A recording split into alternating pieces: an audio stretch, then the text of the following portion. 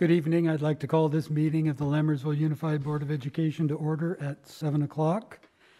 The meetings are live streamed and recorded, so please turn off or silence your phones at this time.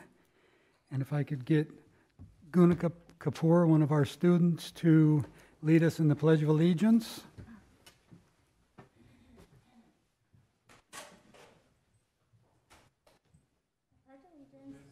Flag of the United States of America and to the republic for which it stands, one nation, under God, indivisible, with liberty and justice for all. Thank you. Roll call, please. Lisa Boulay. Here. Colin Clements. Here. Vanita Daniel. Here. Stephanie Olson. Here. David Pombo. Here. Sunita Jithendra. Absent. Approval and/or corrections to the agenda. There are none. Move to approve the agenda. Second. On a motion by Trustee Clements and seconded by Trustee Boulay. All in favor? Aye. Opposed? Motion carries.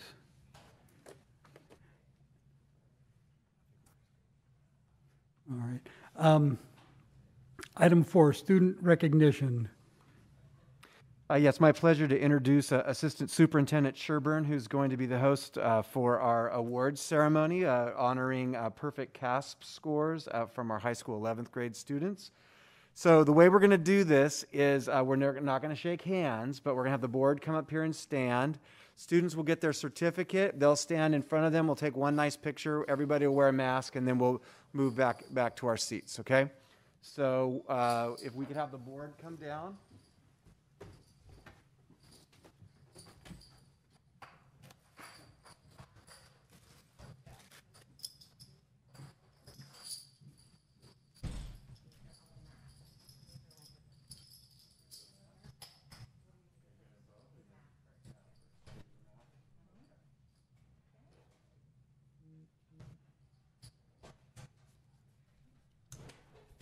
Good evening, trustees. Thank you. Good evening, families. We're so glad that you could join us.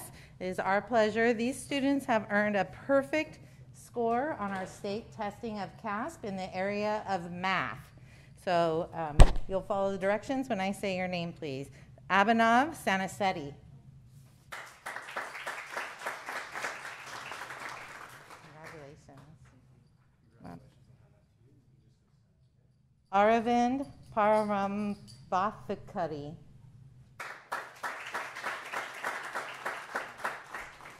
Arnav Srivastava.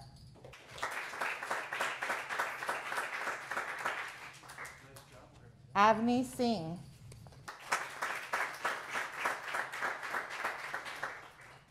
Karthik Mathukumar. Congratulations. Nisha Anadur.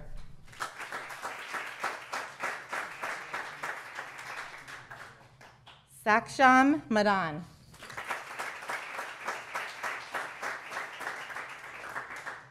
Samarth Ramesh. Shivani Nandakumar. Sriram Renga. Sriya Matthew. Udaya Bamudarai.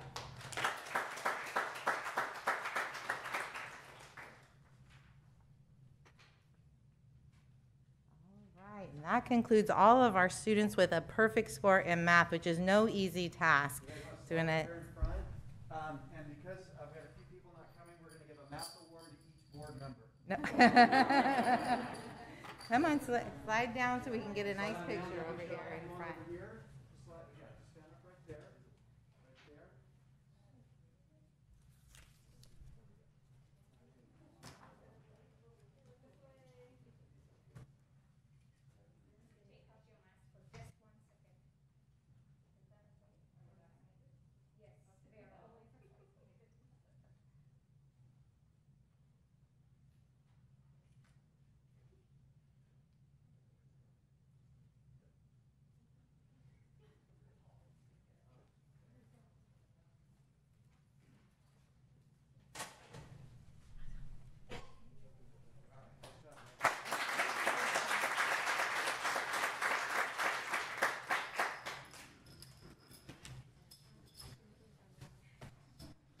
All right, and we have 4 students who are being recognized for a perfect score in the area of English language arts.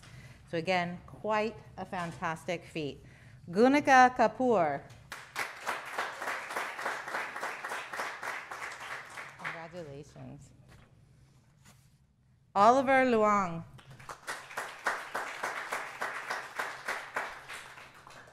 Saksham Madan.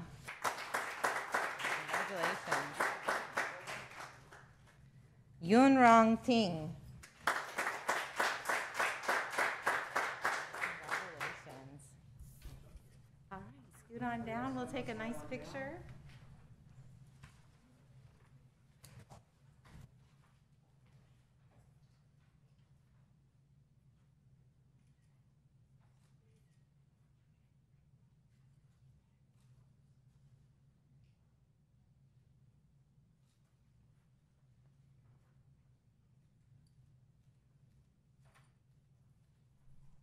Thank you.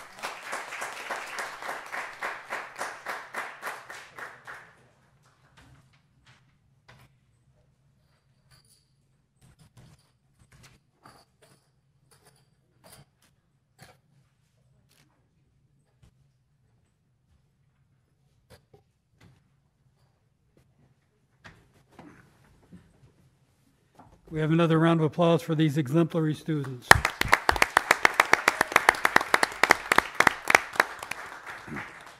At this time, we are going to go on with our riveting meeting. If you guys would like to stay for it, you're more than welcome. If you would like to leave at this time to get on with your lives, you can do that as well. Don't be shy. It's okay.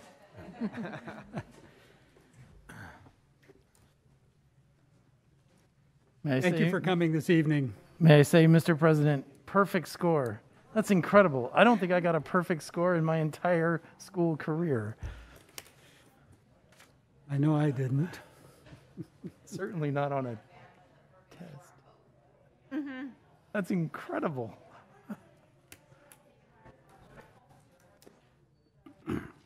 Moving on to committee reports. District Advisory Committee, nothing to report. District English Language Advisory Committee, Trustee Clements. The next DLAC committee will be on October 21st at 6:30 p.m. and it will be virtual. Thank you. Education Committee, nothing to report. Facilities Committee, Trustee Clements. The next Facilities Committee meeting will be Thursday, September 23rd at 6:30 p.m. here in the district boardroom. Policy Committee, Trustee Clements. The latest batch of policies has been distributed to committee members with the goal of being presented to the board for a first reading on October 6th. Thank you. Safety Committee, we had a meeting this afternoon where safety doings at all the campuses were discussed. Everyone is doing fire safety week and so on. You have anything to add, Trustee Olson?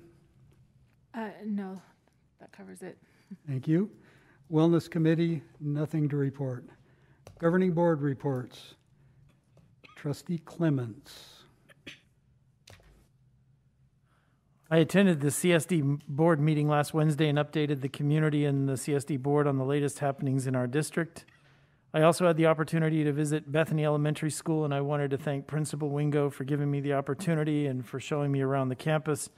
It was great to see the children in the classroom learning, and I also want to thank the teachers in the classrooms for allowing me to watch for a minute, watch them do what they do so incredibly well. I also had an opportunity to tour the Professional Development Center because of COVID, I hadn't actually seen it since it was completed. That was very excited to be able to see it for the first time.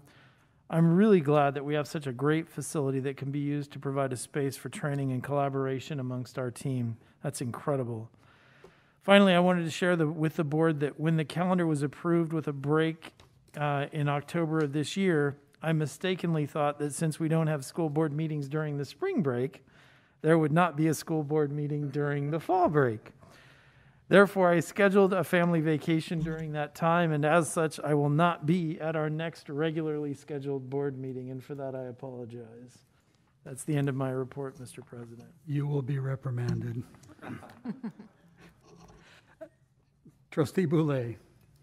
Thank you, Mr. President. On September 9th, I attended the Powder Puff football game at the high school. It was a great evening. I had such a great time.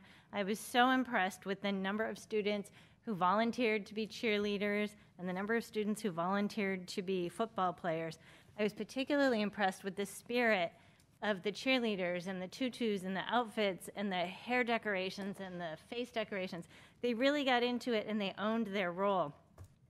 They weren't embarrassed at all. They were really proud to represent the high school. I also want to congratulate the cheerleaders who coached the Powder Puff cheerleaders, because the Powder Puff cheerleaders were so organized, and I know that some of our Mountain House High School cheerleaders were the ones that were spending time with them, coaching them, and they did a great job.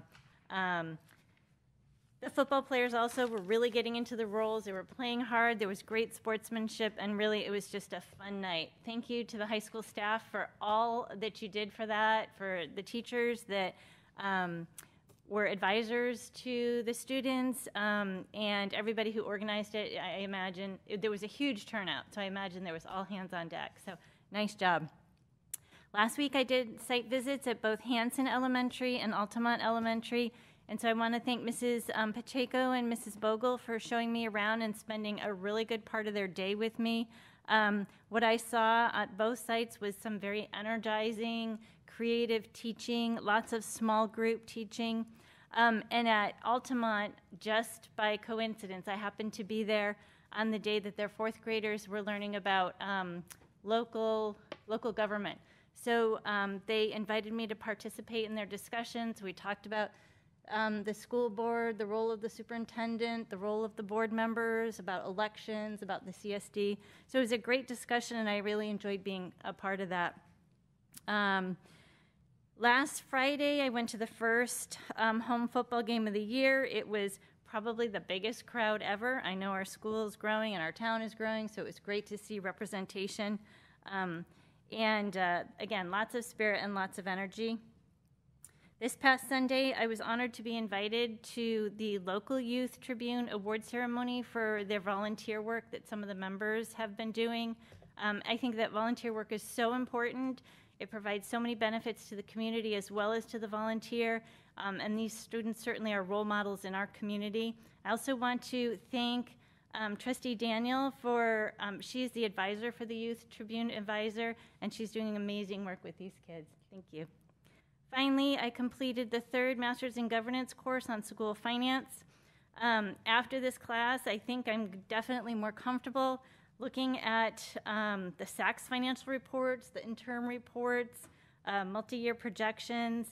And I want to thank everybody in the district office who has anything to do with finance, because it looks like it would be very tedious. And if you make one error, you probably spend an hour trying to figure out what that error was. So thank you to everybody who really makes sure that our district is fiscally responsible.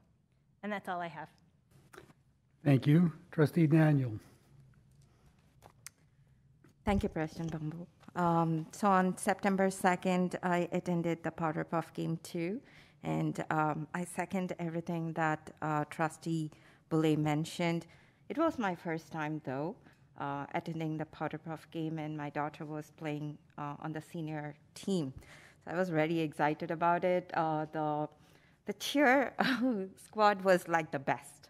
And I have to give kudos to one of the coach, who is Trustee Olson's daughter too. So thanks for all the coaching that that has been put through for training all the boys, because they were totally enjoying wearing the tutus and dancing out there, whether it was senior hitting a goal or the juniors, it didn't matter. So it was a wonderful night. And I also got a chance to talk to Principal Faubert that day, and we were talking about how the turnout was great. We only expected a half, but the turnout was amazing. with that came a lot of, cleanup, right? So what I witnessed there was that there were a lot of high school kids who helped out with the clean out. I don't think they were like asked to or even requested, but they just jumped in. So I just really loved their responsibility that they had towards their school, and that's really commendable. So great job to principal and the staff for inculcating that towards your students. On September 4th, I attended the award ceremony at Central Valley Tennis Summer Flex League Finals and at Central Park. There were over 50 participants, both youth and adults. It was wonderful to see the finals match. I was attending the finals match, and it was pretty aggressive, but it was great to watch all of them. We had players from the neighboring cities too, and it was very well organized, so kudos to the board. On September 6th, I volunteered at the Mountain House High School senior concession stand at the Lady Mustangs volleyball game. It was fun to watch that, and also stay at the other end of the concession stand. On September 10th, I volunteered along with Trustee Olson and a few other moms at the Mountain House High School senior sunrise. It was perfect weather, and it was topped with a rainbow. So it was just too good. Great music by Matt Disco, and kudos to all the senior parents and the committee for making it a memorable event. All the kids were so joyful. And thanks to all the sponsors too. There was a lot of food. The kids totally enjoyed that particular sunrise. And after a very long time, I think we are trying to get back to normalcy. It felt great. So thanks to the committee, the senior parents committee, for organizing it. On September 12th, I attended the Youth Tribune Presidential Award Ceremony, as mentioned by Trustee Boulay. And I am the mentor for the nonprofit, which helps foster kids and families, and we have exceptional youth putting in all their time towards a lot of community service efforts. So I would like to thank all the trustees who were there recognizing those kids. Thank you so much. And I would also like to thank all the parents who are supporting all the kids towards their volunteer services. On September 13th, before that I actually had requested Noel and our superintendent towards scheduling school site visits, and it was like multiple school site visits. Thank you so much for helping with that. So on September 13th, I got the opportunity to visit Costa and had a great time with Principal Sharp. I had lunch there, and they had this hot, cheesy sandwich with applesauce and broccoli, and I had plain milk. Didn't want to get too high on my sugar, but yeah. So, it was good. And I also attended the special day class there, 5th graders. The DARE program was going on, and that was amazing to watch. There was so much interaction with the students, and they're just loving DARE. So I'm really looking forward to the graduation, the DARE graduation. I also watched the Edgeunity accelerated 7th graders taking the Edgeunity by themselves, and I was just trying to see how much of support they need. And it's amazing that the students are able to work by themselves independently on the Edgeunity with the accelerated math, and also the after-school support has been greatly appreciated. So that was really good to watch at Costa. I thank Principal Sharp and all the teachers who helped me throughout the visit that day. On September 14th, I visited Wigland, and I had the opportunity to meet Principal Manley, and I did visit the 5th graders, 7th graders, math, and the 4th graders, ELA. So I did get the opportunity to see them take a test on decimal place value. I'm really big on math, so if I mention the topics, please pardon me. And then, I also saw scale factors. I just got so interested, so I spent a lot of time there. I also went to the lunch station with the younger ones. They were so cute. They were just talking to Principal Manley like he was their best friend. And, that's a lovely sight to watch. And I took a capture. I was able to capture that moment. And I've shared it on my page. It's just too cute. And I just want to thank all the custodians and the lunch crew at all of our school sites because they are doing an exceptional job. I was able to witness that. They're taking such good care of the kids. They're making sure that they are sanitizing, wiping. All the kids are far apart, and they're taking such good care. So thank you so much for all the extra effort, the thoughtfulness that you put towards all these things. So I greatly appreciate that. Then I have today at, I think, around 5 p.m., I got the news from my daughter who plays the water polo game that they won today. So the Lady Mustangs varsity team won the game at Johansson. The score was 10-9. And kudos to Coach Megan and Coach Bauer. This is their first win. So congratulations to them. I'm so proud of them. So that was like the latest highlight. Again, lastly, I just want to say thank you to all the volunteers, the parent volunteers. I know that not all of us are getting an opportunity this year yet, but there are a few of you who are volunteering at different, especially the senior sunrise and all those events. So, and all the extracurricular too. I really appreciate your volunteering. I got a chance to talk to a few of the moms that day at the senior sunrise. And some of them actually had taken the day off. And a few others did let me know that their spouses had taken half a day off to support them being there. So I greatly appreciate the volunteers, but I also sincerely appreciate the family support, the extended family who actually support them so that they could be there to help all our students.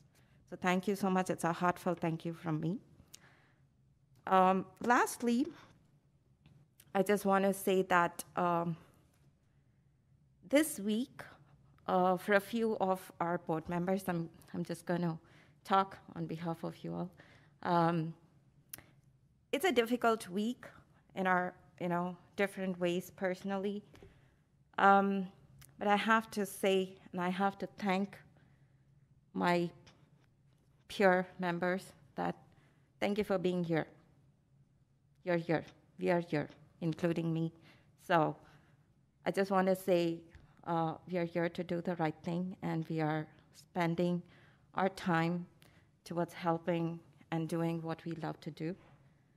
So thank you so much, and I'm really happy to be here with you, and things will get better. Okay. Thank you. That's all my report. Thank you. Trustee Olson. I also attended the Powder Puff game, as Trustees Boulay and Daniel talked about. And the thing I would just like to add to that, in addition to the fact that the crowd was, that's the one thing I want to emphasize, is the crowd was amazing. I've been to a lot of Powder Puff games at Mountain House High School. This is the first year where I've attended and seen so many, not just students. There's way more students there. In years past, they'd get maybe 12 to 14 students to sign up and be the cheerleaders. And this year they had 60. So they had greater student participation. It looked like the teams did too, but there were parents there that in years past, there weren't a lot of parents that showed up, just some of us die-hard parents that wanted to watch our sons cheer or our daughter's coach cheer. But there were a lot of community members in the stands, and I think that it was just an energy that was just wonderful to feel like things are getting back to a sense of normal. Students are able to enjoy things that students at that age should be able to enjoy, interacting with their peers. And it was just wonderful to see. And I just want to give a shout out to the leadership and administration who coordinate that and make that event possible. And I know it coming so early, usually the bye week isn't that early, that makes it really rough. So kudos to them for a great evening. Juxtaposed against that, I did also attend that evening the vigil at the Mountain House Town Center that was sponsored by Harry Dillon of the CSD for the 13 fallen Marines in Afghanistan. And there was a small crowd there because everybody in Mountain House was at the Powder Puff game. But I think that was honestly a way that the soldiers could feel like their lives meant something. And I just wanted to point that out because, you know, our students were able to enjoy freedoms and education, and it made me feel really grateful at that time. And I just wanted to wish all of our Lammersville alumni who have joined the branches of the military much peace, comfort, and safety. And thank you for your service, because I know we have a lot of alumni that are in the armed forces. And I just wanted to thank the Central Valley Tennis Summer Association for inviting me to their awards ceremony, even though I was unable to attend due to a family emergency. But I wanted to thank them for reaching out to me and sharing their success with us, and I wish them congratulations. On Friday, September 10th, as Trustee Daniel said, I attended the Senior Sunrise, and it was really great to see the senior parents and faculty and members come together, like Trustee Daniel said, just to create a wonderful moment for our seniors. There was even a rainbow that morning, and I just want everyone to know that I told all of the seniors that the board ordered that for them. So, yeah. And then that evening on Friday, September 10th, I attended the JV and varsity MHHS football games. Old habits died hard, so I also worked in the concession stand, and it was hopping. It was hopping, and it was great to see all the support for our students. It was great to see our cheer and dance teams perform, and it was, like Trustee Daniel and Boulay said, very well attended. But I really got to say, the group that night that won the Most Spirit Award was the marching band. They were incredible. After 2-year hiatus because of COVID, they came out and they didn't miss a beat. They were incredible, and it made all the difference in the atmosphere of the game. And so I just wanted to give them a shout out. And like Trustees Boulay and Daniel said, I also attended the Youth Tribune Awards ceremony for the Service Award, and I want to thank Cheryl Victor for inviting me and for leading that group as the youth leader, and Trustee Daniel for being their advisor. It was so great to see the 4 students from Mountain House who earned that 300 hours of service award, because I can tell that their desire to serve is genuine. They're doing it not just because they want to get an award. It's not just a checklist for them. It encompasses who they are, and I feel like that speaks to a lot of our Mountain House students as I've seen them volunteer in various ways. And I also attended the Bayer game versus Bayer. I saw freshmen and just a little bit of the JV, and then I had to leave. But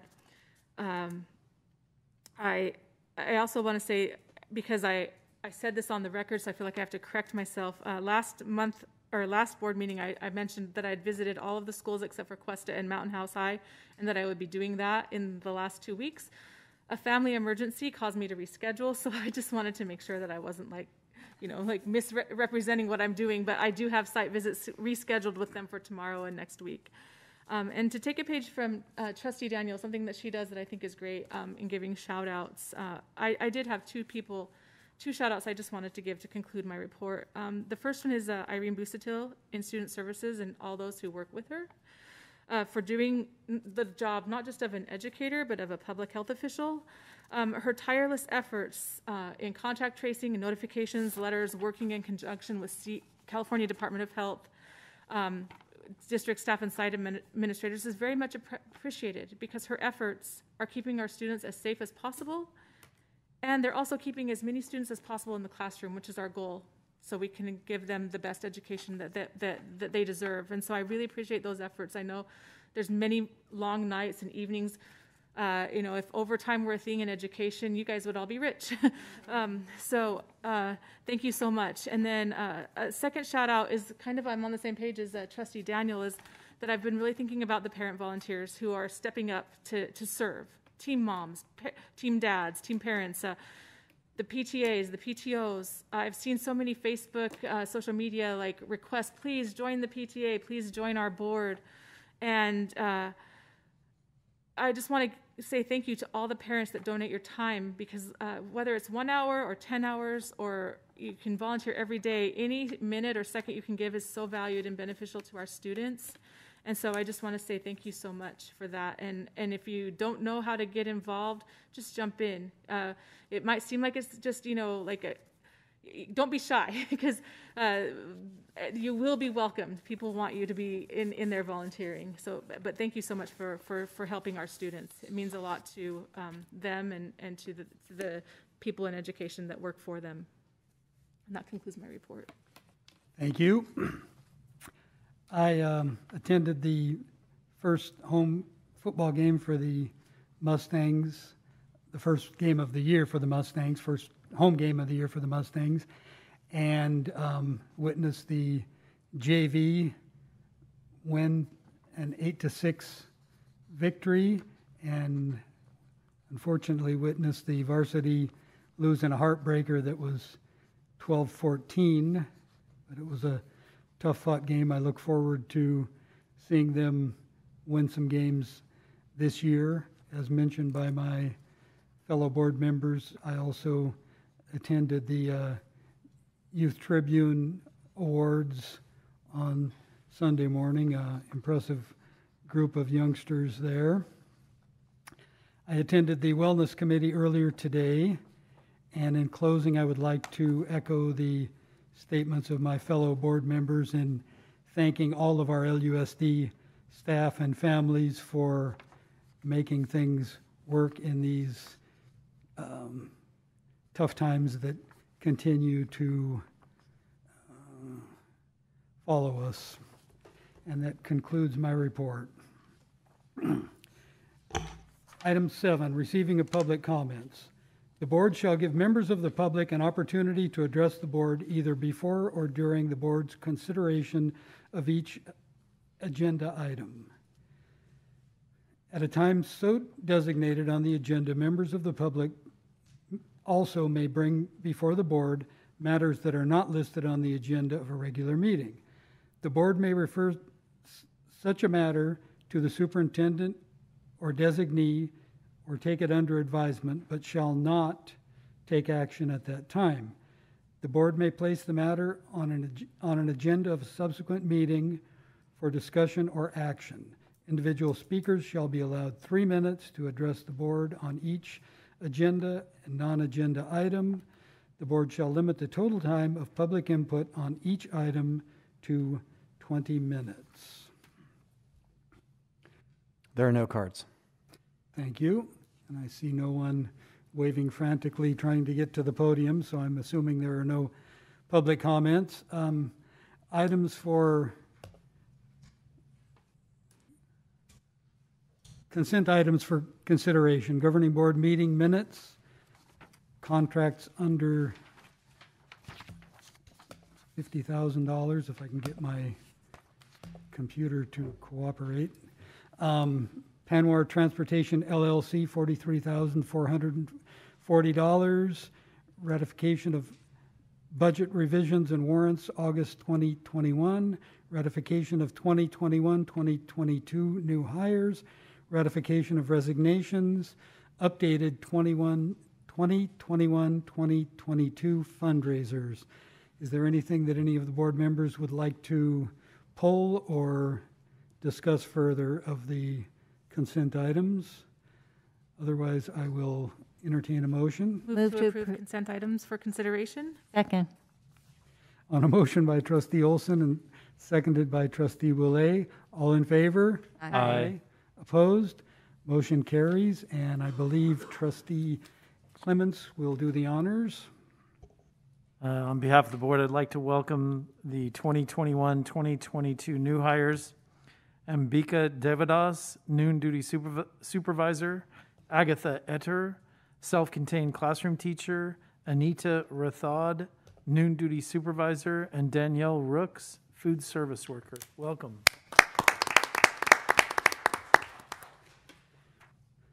Moving on to item 9, district administrative reports.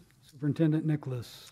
I'd like to, we have a young man here who is a award recipient, and we'd like to honor him now, if he'd like to come on up. His name is Sriram Ranga, and we're not going to go everybody down real quick, but we wanted to go ahead and give him.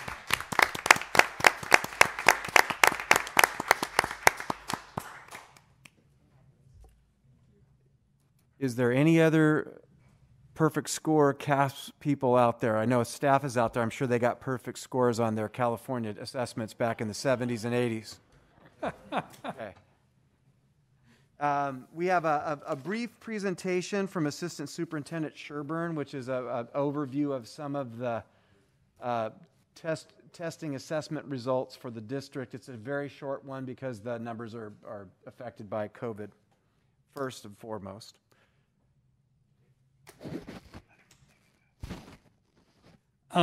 Parents who came with their students with the perfect scores, congratulations. And if you would like to leave at this time, you're more than welcome to. If you'd like to stay and watch the meeting, you're welcome to do that as well. Thank you.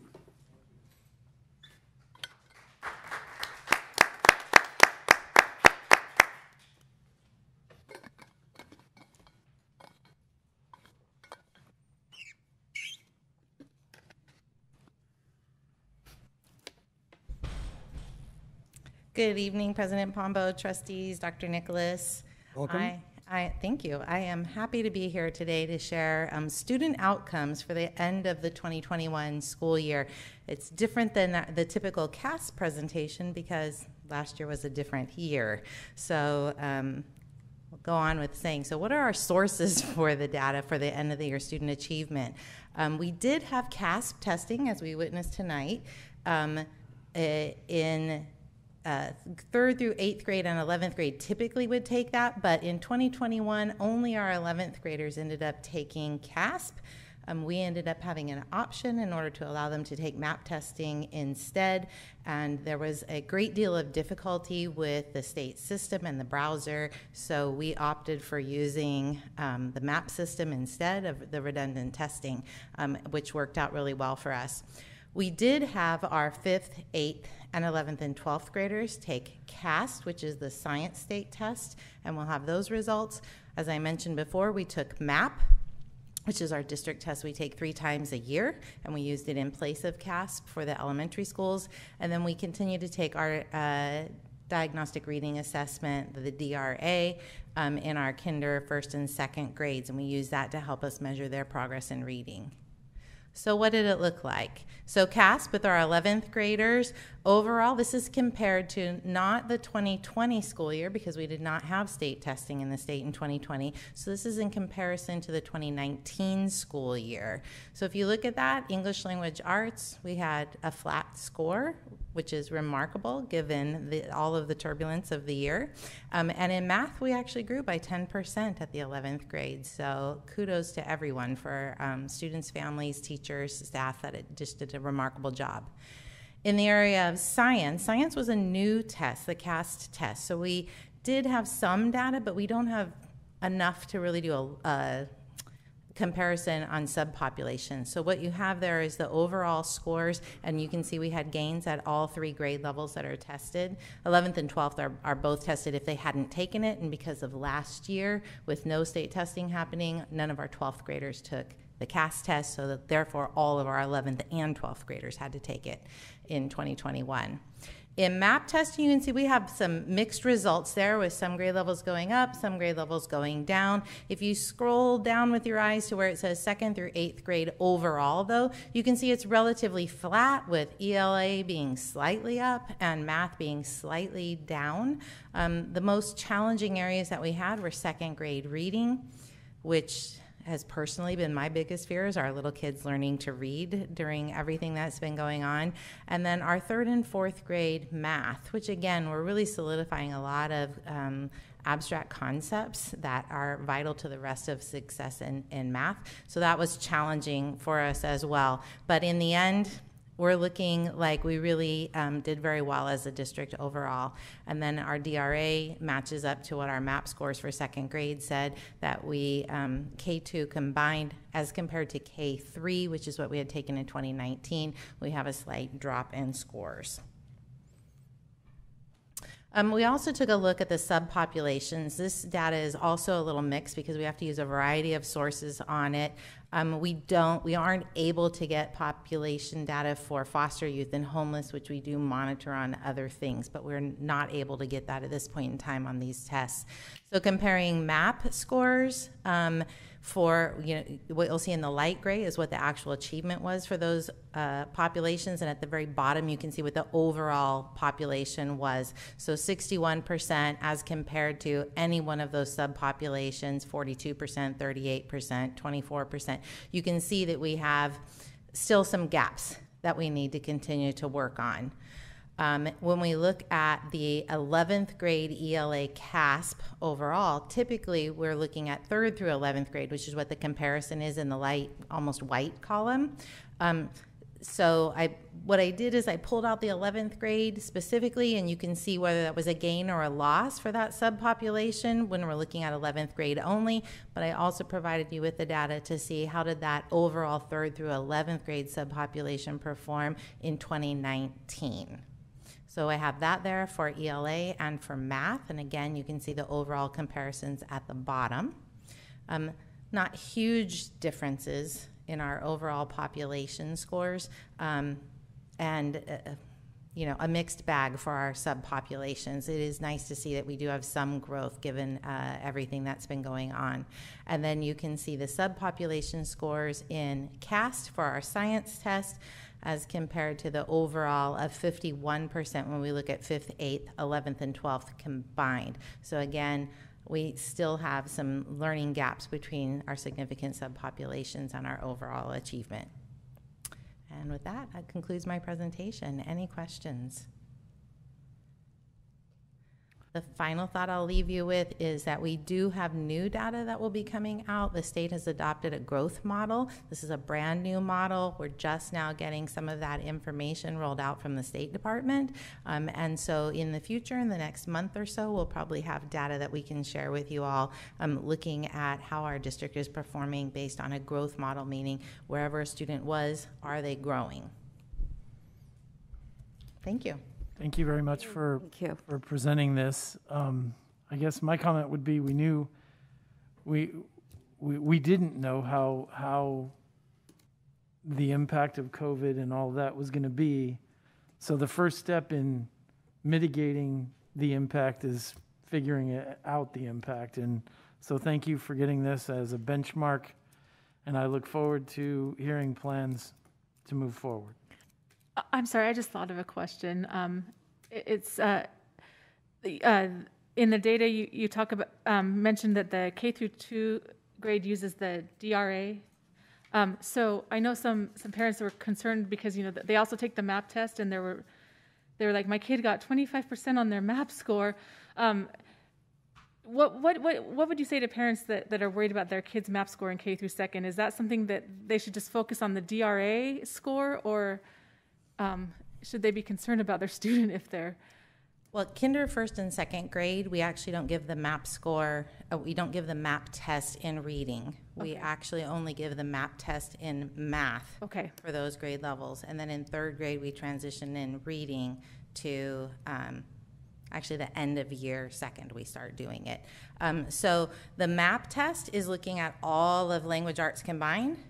The DRA is only looking at how well a student decodes the text and has basic comprehension back. So we're actually monitoring that learning to read process with the DRA, which guides the teacher's instruction really finitely with how they can help coach a child along that continuum of learning to read. When we're looking at MAP scores, we're looking at overall language arts. So I wouldn't say there's worry about one or the other. What we have to do is then look in and say, so what are the specific needs within that test of the areas that a child is doing well and the areas where we need to dig in and provide additional support. Okay, thank you. I have a comment. So I just want to appreciate your thought process towards thinking about the plan B, where you use the MAP testing instead of the CASP for the younger kids. Because last year it was really tough for everyone. And for the kids, MAP is something that they are so familiar with because they take it thrice a year. And with everything that was going on last year, I would say the thought process of switching to MAP or replacing CASP with MAP would have given a lot of peace of mind for the kids and the parents. So thank you so much for thinking through that and implementing it. You're welcome. Thank you. Thank you. All right, so I have a couple of other shorter items. I just wanted to announce for our new board members, a new experience is coming your way. It is my pleasure to say that we are going to begin the process of identifying the contractor who will build Evelyn Costa Elementary School. And so it's kind of a long process. We do a pre-qualification event, which is where our architect kind of goes through a pile of people that are interested and then gives us, similar to a HR screening, then a group, and then we screen and set up usually 3 or 4 contractors who want to compete for the job. They have to all go through what's called our RFP, or request for proposal.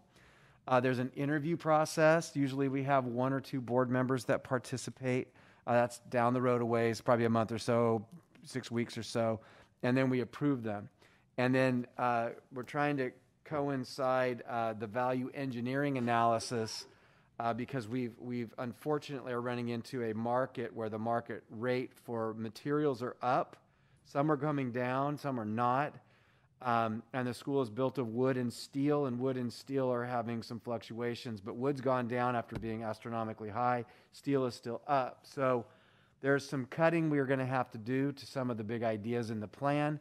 But that having the contractor involved, generally there's more eyes to reduce the price. So I wanted to announce that there'll be things coming forward, but it's always fun to be part of picking a group and then seeing the school get built by that group. And we've done a number, as in my time here, we've done Altamont, Mountain House Phase 1, Mountain House Phase 2, Hanson, Cordis, and Costa. So we're going to keep the roll coming. And then finally, we introduced as an info discussion item the 2x2x2 committee. And we've had outreach from the CSD of an interest for a meeting. They gave a couple of dates, but there was a conflict already. So what I wanted to do is put forward to the board of interest of some dates. The board president and 1 other board member serves on that. And so I wanted to let everyone know that that's going to be set up. It's ad hoc from our perspective in that it is just let's get together and talk about good things and what we're doing. They do a little bit different in how they see the meeting, but we're going to set that up. So I don't know, Mr. President, how you wanted to approach that, but they gave us a date, but the other date I think they gave us 2 dates, but I think there's a conflict on one. But we could take those 2 dates and any dates that you and the other board member want, and then we can coordinate a time. Typically in the past, it's been the board president and board clerk, and if Trustee Clements is interested and willing, I think that. If I may, I've wanted to be on the 2x2 committee for 7 years now, and I haven't gotten the opportunity yet, so I would like, with the permission of the rest of the board, if there's a consensus, I would like that opportunity.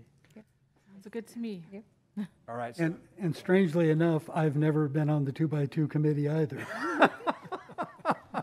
I can say I've been at all the 2x2x2 committee meetings, and they've all been lovely.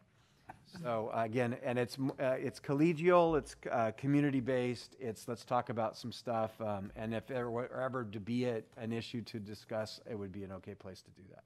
So we would coordinate with Noel, with the 2 of you, and the CSD folks. Okay. All right. And Mr. President, that is my presentation. Thank you. Item B, District Enrollment Report.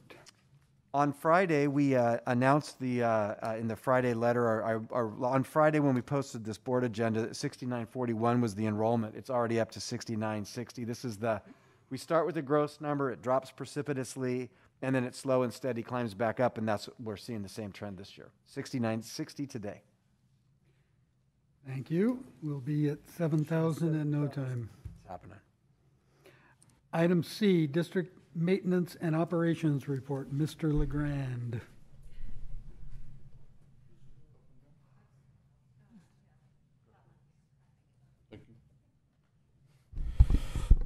Good evening, thanks for having me. Wanted to mix up a little bit my report.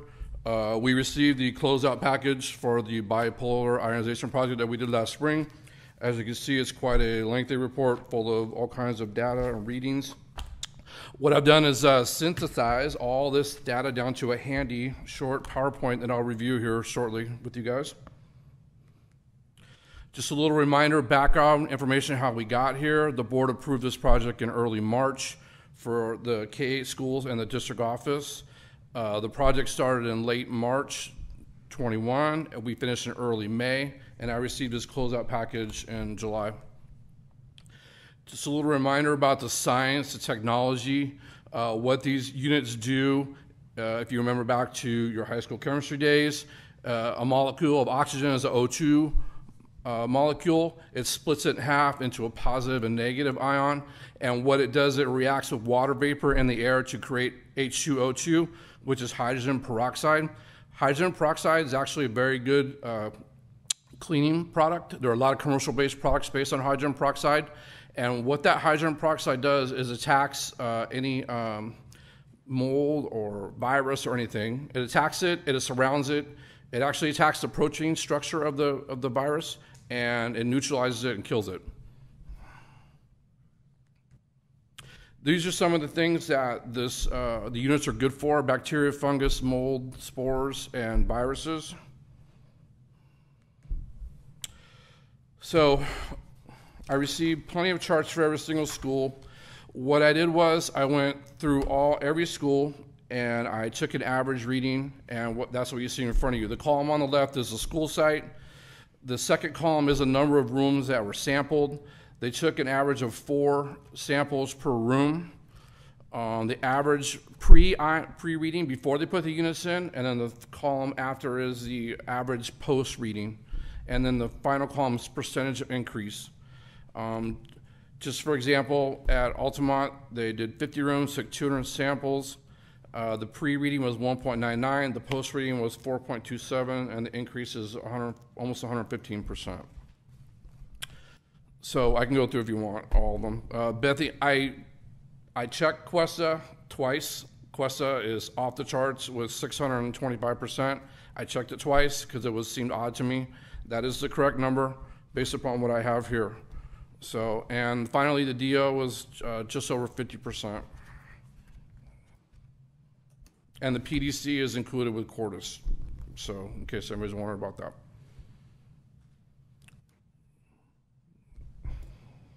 You want to look at that some more? No? Okay. And that's all I have. Happy to answer any questions. I'm just curious, what does that increase actually mean? Well, I'm sorry. If you didn't ask, I was going to. Yeah, me too. The increase from if you can go back a slide, then I can. Sure. I think that's what I do. The readings, for instance, the average pre-reading for Altamont is 1.99, post is 4.27 for a 115-ish point increase. What does that mean? So the ions occur naturally in nature, right? It happens all the time. It's a naturally occurring thing. They're all around us. There's ions all over the place. What these unit does is flood the space with ions to increase the amount of, actually, to create this hydrogen peroxide. So that's what it does. It basically doubles the amount, more than doubles the amount that's in the current space. And in some of the schools, like Costa, it's 5 and 6 times the amount what they had before the units were installed. So the more of those ions that are in the air, the more opportunity to make hydrogen peroxide, the more opportunity to clean the air, provide cleaner air for the staff and the students. So that's how they work. In other words, you're increasing the the cleaning efficiency of the units. Yes, and also what it does so this is imagine this is a virus, right? Hydrogen peroxide takes it and surrounds it.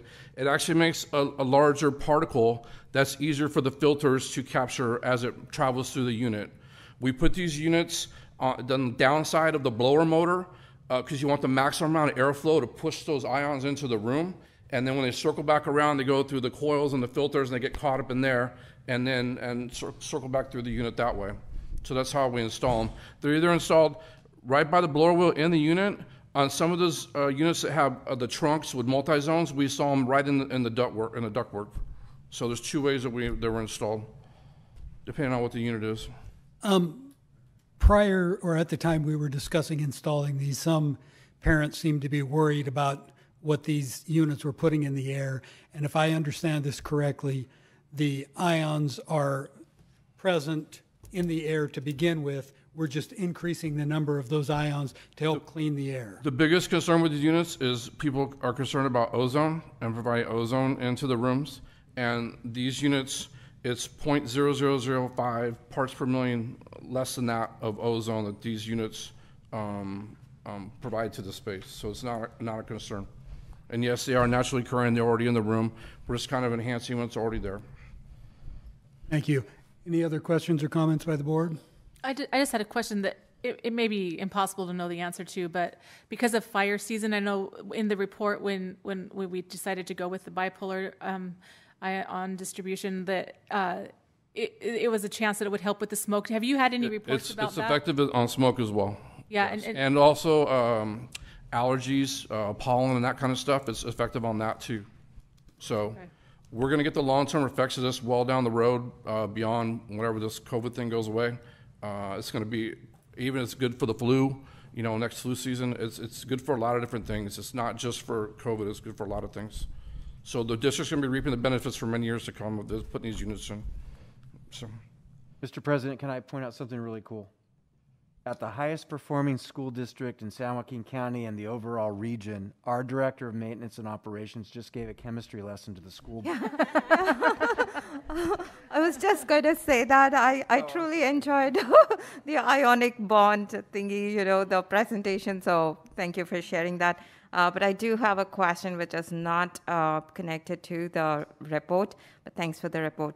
So October 2nd is actually the National Custodian Day.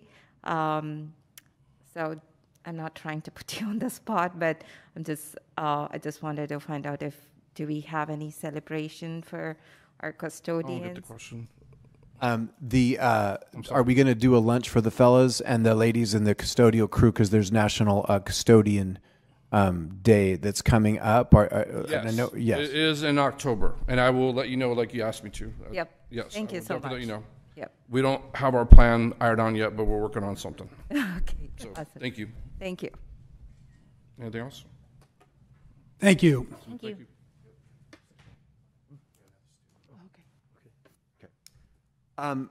We have another student with perfect CAS scores for an 11th grader, Shivani Nandakumar. Congratulations.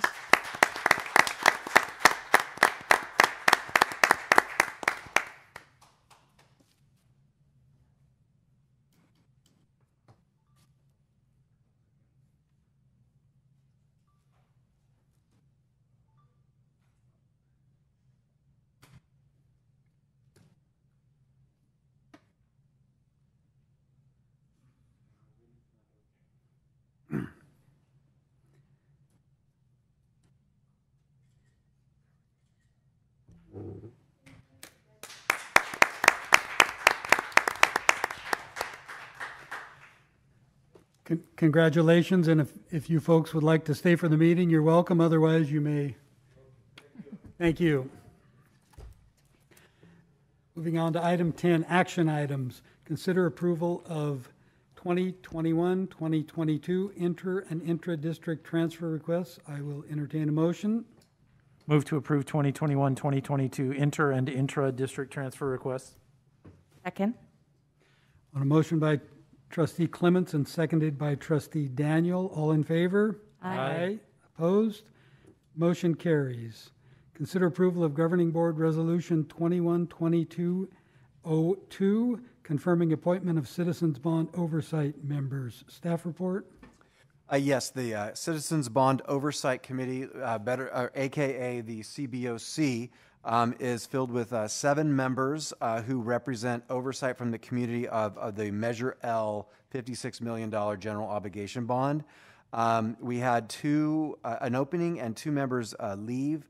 And so we had 3 candidates, and I want to make a correction. The resolution has been corrected from, it said 2 and now it says 3. But we want to thank all of the members for volunteering their time. It's an important oversight capacity that they fulfill for the district and the state rules. And so we recommend the board's approval. Questions or comments? I just wanted to thank the people who applied and stepped up to do it. I liked being on the Citizens Bond Committee when I was on it, and I hope that they enjoy their time and find other committees to apply for later on. Move to approve Governing Board Resolution 21-22-02, confirming appointment of Citizens Bond Oversight Committee members. Second. On a motion by Trustee Clements and seconded by Trustee Daniel. All in favor? Aye. Opposed? Motion carries. Roll call, please. Lisa Boulay, Aye. Colin Clements, Aye. Benita Daniel, Aye. Stephanie Olson, Aye. David Pombo. Aye.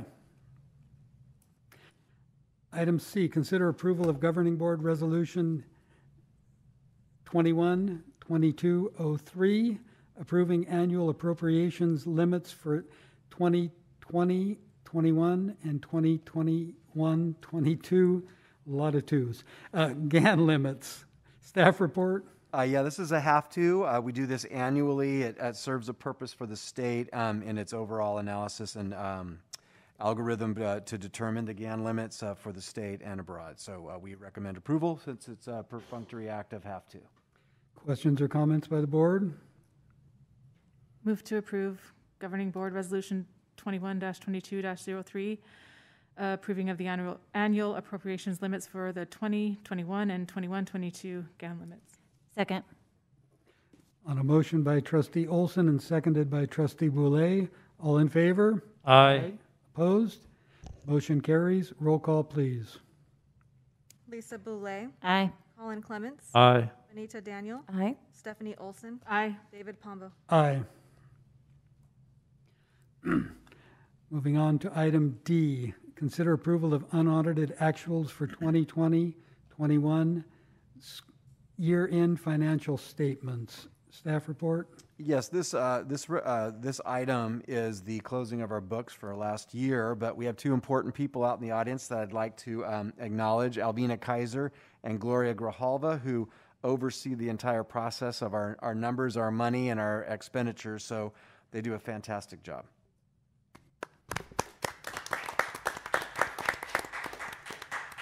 Any questions or comments by the board?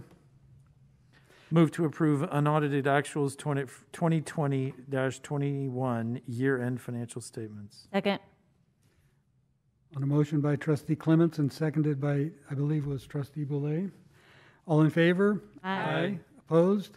Motion carries. And with that, I would just like to offer a huge thank you to Alvina and Gloria for all the hard work they do and always keeping us in good financial shape.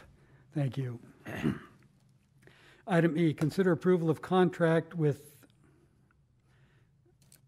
Presence Learning. Presence Learning for speech therapy services for the 2021-22 school year. Total cost $97,222.50. Staff report.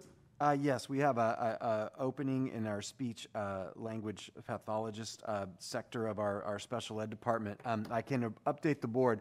We are recommending approval of this, but it's possible that we will not go forward with this in that we had an interview with an individual yesterday. We have not heard back after offering. So if they accept it, then that person will go in lieu of this. However, just in case, we'd like the board approval, so we're double covered. Questions or comments? Move to approve the contract with Presence Learning for speech therapy services for the 2021-22 school year. Total cost $97,222.50. Second. A motion by trustee Boulay and seconded by trustee Daniel. All in favor? Aye. Opposed? Motion carries. Item F, consider approval of revised substitute teacher salary schedule effective September 15th, 2021 through June 30th, 2022. Staff report? Yes, we are recommending this adjustment. We're recommending it as a one-off to do this year.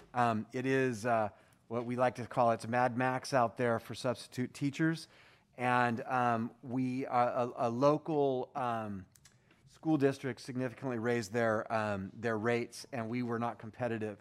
So what we want to do is raise these rates to a competitive rate for salary schedules for two reasons. One, we have a need, like every district, to have substitute teachers. But two, one of the things that makes this district special is our focus on professional development. And you can't pool teachers and pods of teachers and groups of teachers and departments without subs. So this is part and parcel of keeping us who we are and to be competitive.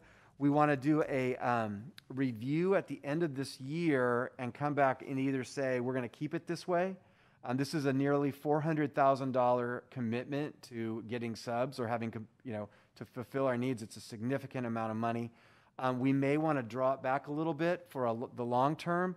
We may keep it the same. It depends on how things work out for us. But we are very committed to this, and we strongly recommend approval of the board. Questions or comments by the board? I do want to mention that I have worked as a substitute teacher here at LUSD, and I greatly appreciate the revised salary during this time frame. I'm sure all the substitute teachers would really appreciate it, and I know how great of an opportunity it is to sub at our school district. We learn, we communicate, and we also add on to the growth of the students. So thank you so much on behalf of all the substitute teachers, and as being a previous substitute teacher, I thank you. Appreciate it. I just had a question that I forgot to ask earlier in the week. Is this new salary, assuming it's approved, going to be retroactive? So if someone was subbing since August 12th, or is it just going forward? I just don't see how we can pull that off. Okay. No, it would just have to be moving forward because there's like 4 different layers of it. It'd be, yeah. Yeah, it would be logistically messy. So okay, just curious. And I agree with what Trustee Daniel said. I'm excited that we're going to be competitive because the professional development that our teachers get is critical in my opinion. So the help. Getting all the subs we can is also critical, therefore. Further questions or comments by the board? Move to approve the revised substitute teacher salary schedule effective September 15th, 2021 through June 30th, 2022. Second. A motion by trustee Olson and seconded by trustee Boulay. All in favor? Aye. Opposed? Motion carries. Item 11, information and discussion items. A, 2021 summer school reports. Staff report. Yeah, I'd like to have Associate Superintendent Harrison come up and introduce our speakers.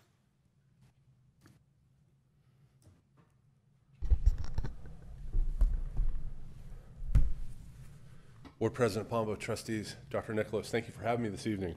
Welcome. So before I introduce our speakers for summer school, I want to give some kudos to some of the staff that worked on summer school. First, Ben Faubert was our high school summer school administrator. Imelda Kareem, who is the vice principal of Wickland, was also a VP for the K-8. Debbie Ritchie was a VP for K-8, and she's the VP at Altamont. And then those 3 individuals are going to give a presentation on summer school. They'll include some of the ESY, or the extended school year work that we do with our students with disabilities. And then at the end of those presentations, Dr. Saylor will do a sum up with a summation of what we do for our ESY program. Before we get into the presentations, though, I want to give some thanks. Our Assistant Superintendent Sherburne really laid down the legwork and the plan for summer school months before we had summer school. She worked with the school sites to really identify in the K-8 realm students that really needed support because we came off of a pandemic. We had to mitigate learning loss. It was in our LCAP plan. It was in all the plans we had to write to, all had our mitigation plans. And Heather Sherburne and her teamwork with the summer school principals really was a vital part of the success that we had for summer school. And I think you're going to be pretty impressed with the presentations that our principals have. I think we did a really good job with mitigating some of the learning loss that could have been more impactful than it actually ended up being. So with that, I would like to welcome up here Mr. Faubert for the high school.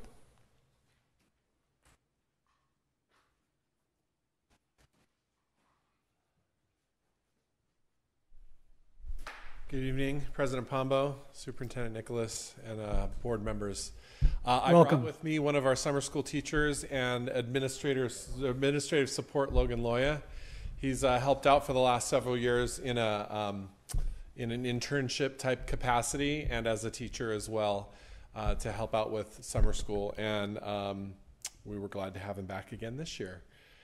So he'll be helping with the presentation tonight as well. So just a quick overview of summer school. We had 5 more teachers this year than we did last year. We had a counselor, a part-time counselor, a full-time secretary, myself, and students this year were at school every day as opposed to in the past. It is an online credit recovery program, but we found that when students come on a daily basis, they tend to be more on task. It is a credit recovery for college eligibility and credit recovery purposes for high school graduation for students who received a D or an F or a no credit in the past year. And as you might imagine, over distance learning, the number of students was an increased number of students who received those grades, unfortunately. But those students had the opportunity to make up 10 credits over summer. We had a couple of students who made up more than that because they were very motivated. And this year we assigned those students to a homeroom teacher who would track their progress. That's who they spent their morning with. And the afternoon they had the opportunity to go to success sessions with subject-specific teachers to provide instruction, and then we also had peer tutors. Yeah, so the initial process starts with parent and student virtual orientation meetings. Before this, initially, the counselors to work to identify the students who may be in need of summer school. They do individual meetings with them, and then from there, they're selected and chosen in their classes, and then we planned a virtual orientation, and we made a video, and we sent that out. And then from there, communication-wise, the teachers, the homeroom teachers, send daily email updates. They also include follow-up with regular phone calls. There was weekly counselor support where Amanda Foote would be at the school site on Fridays, and she would help us to change classes and make any updates and just generally support the students and meet with whoever needed support. We also followed up administratively. We were in classes, we were doing we did a fire drill, things of that nature. And then lastly, the homeroom teachers all maintained a contact log and daily participation logs of student progress and the amount of times that they connected with the students in any given day. So you'll see the list of course offerings. Again, the course offerings that we offered were for credit recovery for high school graduation purposes and to recover credits or improve grades that had D or F for UC, CSU, college, four-year college eligibility. So this is a really important piece. So every year at the end of the presentation, we always do a little list of suggested improvements from what we saw while we were executing the program. And this is some of the things that we identified last year for improvements. So it says 2021 update, but really what it means there is these are the things that we identified at the end of the 2020 program. And so I want to go through each one and then give you a little update about how we implemented that for this summer school session. So this summer school, we kind of worked on resuming in person because 2020 was all virtual through Google Meet or Zoom. So we did that where the kids attended, like Ben had mentioned. We had mandatory attendance for all students. That's something that we thought would be really helpful at the end of the 2020 program, and all students attended as mentioned. We also wanted to improve and beef up the amount of peer tutoring training and then the support that these peer tutors were giving the students. So we trained 62 peer tutors on 6-7, And then the tutors gained a total of 1,100 community service hours in the summer school session. And then we identified that we needed a part-time counselor who would provide support for the students. So as I mentioned, Amanda Foote worked 80 hours during summer school and assisted students in many areas. So summer school letters went out to all students before the end of the school year, anybody who was credit deficient or not eligible for UC or CSU entrance. You'll see 269 students enrolled in 557 semesters of credit. And 246 of those students earned at least one semester of credit. That is a huge increase. I think the last time we reported it was in the 68 range. So 91% of our students recaptured credit. That's awesome. I think we attribute that to, and it was Logan's idea to say, hey, why don't we just make them come every morning? These are not our most motivated students. Let's make them come. And we actually, if they were not on pace by the afternoon, we made them stay for the remainder of the day and to make sure that they were on pace. So 514 semesters of credit. And we also had 95 incoming freshmen signed up to take the Math Skipper course to take Math 1 over summer. You have to realize it's a Herculean effort for these students. This year we decided to actually start them on the class in April because we felt like 6 weeks to finish an entire school year was not enough. We highly encouraged all of the students to get started, and I would say the majority of the 64 students that finished started in March or April. The students who decided to wait until summer school started did not make it through. And as a reminder, the reason a lot of these students do that is in order to start the early college program, a student has to begin high school in Math 2. And a lot of those students who took it this summer took it because they wanted to be involved in the early college program. And we've noticed a large uptick in our freshman cohort in the early college program. It's pretty big. People are finally seeing the benefit of being able to get their AA or the I Get C requirements before they leave high school. So it's a 68% completion rate, which again is a huge improvement over the past. Yeah, so this year we had a summer bridge program, which was designed to kind of, in conjunction with Heather and the LEAP program, which you'll hear about shortly. It was basically the students who were entering into their freshman year and had been identified as with low test scores in both math and reading. And so these students were kind of identified by the teachers on site and most of the K-8s who were coming into freshman year. So we ended up with 2 of our high school teachers, one math teacher and one ELA teacher, who had 45 students who were split into 2 groups.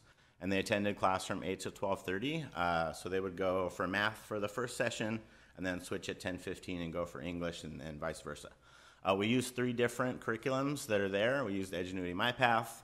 We had the Focus Math Intervention, which is like a math workbook for various levels. And then we had a book called Accessing Complex Text, which is, again, a English workbook for various levels.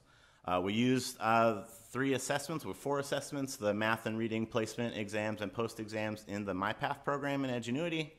The students completed multiple short writings, but we did analyze one that was done at the beginning and then one that was done at the completion of the program. And then we did a mathematics intervention pre and post test, again, beginning and end, and reconciled the differences in growth and improvement, which you'll see shortly. Yeah, so in that, 19 students showed improvement in the Edgenuity MyPath post test for ELA. 1 student showed a particular improvement of about 31%. And then 16 students showed improvement in the post test for math. And again, there 1 student showed an improvement of 39%. 10 students showed improvement in focused math intervention post-test, and then 15 showed improvement in accessing text, complex text quiz 1 to quiz 2. So as always, we're always looking for new ways to improve the program in the future as we continue offering opportunities for students. So one of those things is continued emphasis on use of GoGuardian. We noticed that, especially with our online programs, if we're not on it, and supervising what they're doing online. This summer, we actually put every one of our students in something called the GoGuardian penalty box for the summer. They hated it, which means it worked. Yeah, right.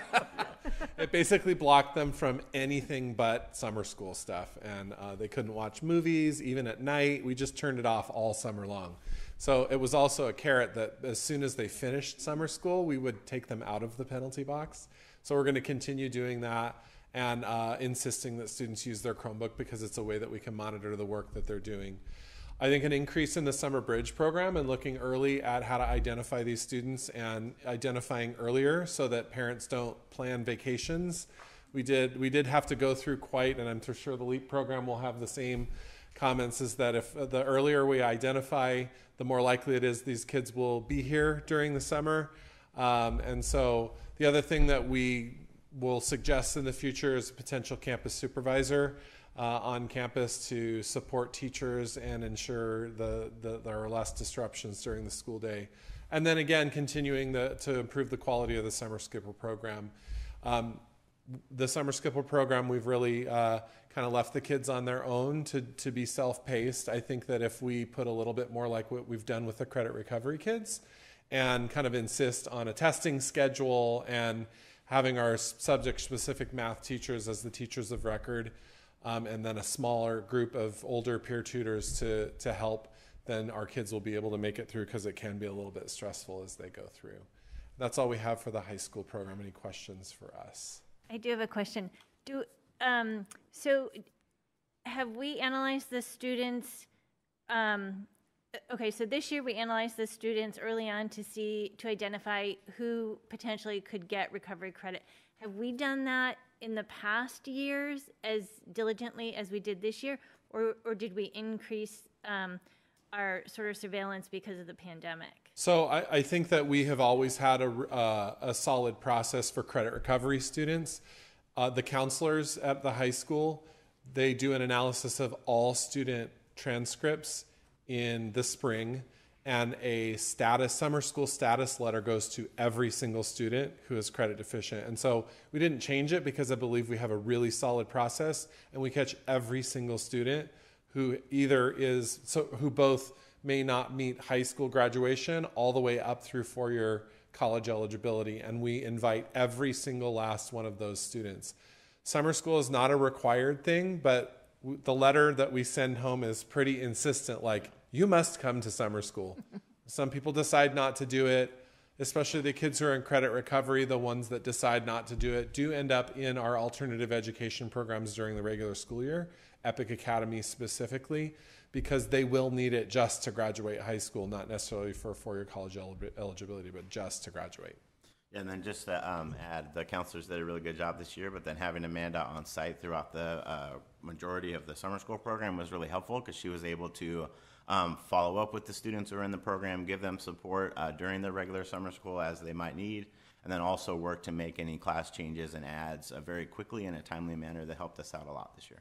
Yeah, and we haven't had a counselor during summer school before. This was the first summer, so we really appreciate your approval of that this year. Thank you.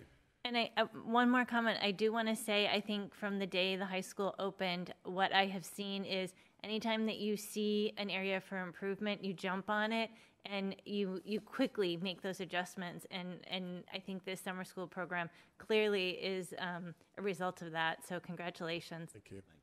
I have a question. No, go ahead. First, I love the summer school program. I think it's great because I think it fits with our motto as a district of giving, there's the mastery, students can retake tests, they can recover their credit, and we're providing that opportunity. And for me, opportunities are very important. And I love that the Math Skipper program is there because, so many parents are concerned when that sixth grade thing goes out that, well, you're going to determine my whole child's future based on sixth grade. Well, no, you've got another chance, which I think is just really, really great. I know this was mentioned before, a potential AP boot camp during summer school. And I know, the main purpose of summer school that we've had so far is to help students recover credits, but that we're also trying to, in our equity vision, get underrepresented students in AP classes. Is that on the table for this next summer now that we're kind of sort of getting back into the normal? Go ahead. So, funny you should say that. It is something we tried to get off the ground this year. I think that in order to do something, I know that in order to do something like that, we need to get an earlier start on AP Bootcamp in particular. It is an equity issue. I think that our underrepresented groups are underrepresented in AP overall. If we want to identify students who would be good for a program like that, we need to target them before they select courses in January and beginning of February, so that we can say, look, you should sign up for this course and we're going to support you through it by offering this AP Bootcamp in the summer. It's important, all the research shows that if a kid tries an AP class and they walk in on the first day and they don't see anyone else like themselves, they will drop the class. We see it happen all the time, no matter how much encouragement you have. If we're able to really target, there are reports, there's an AP potential report that we can run that shows the students who have the potential to do well in an AP course, but have never enrolled in one before. That's an actual report we can run, and then we can use that report to start that program and provide that. So it does mean a little bit earlier of an approval of a program like that, so that we can get to work on it before. And if I'm not mistaken, it would give us more time to recruit a teacher. That too. The other issue was that because it was done later, there were not teachers who were available. They had already made plans for the summer. And so absolutely it would help with both things. If we could get an earlier start, have an AP Bootcamp thing approved in December before January hits, and then we can really run that report and get kids involved. Yeah, and I just want to add that we're looking at, as a school, looking at supporting key demographics. We saw that in the Bridge program as well, that it was most of the participants were in certain demographic groups. So we're looking at, like, as a school, in general, how can we better support these demographic groups, both in the low performing end, but also in inclusion in AP classes.